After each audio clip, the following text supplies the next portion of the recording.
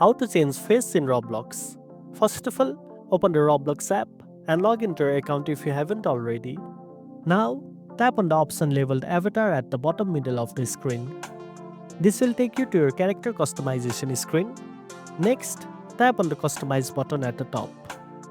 After that, you will see several categories like characters, head and body, clothing, and so on. Tap on the one labeled Head and Body. Once you are inside the section, choose the Classic Faces option. Here you will find a list of all the faces you own in your inventory. If you have already purchased or claimed some free faces, you can simply tap on one of them to apply it to your character. If you don't have any faces yet, you can go to the Marketplace tab, then search for faces and browse to available free or paid options.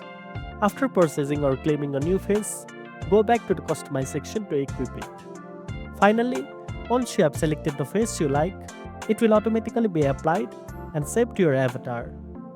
You can exit the screen and the changes will remain whenever you play the game. And that's it. Now you know how to change your face in Roblox.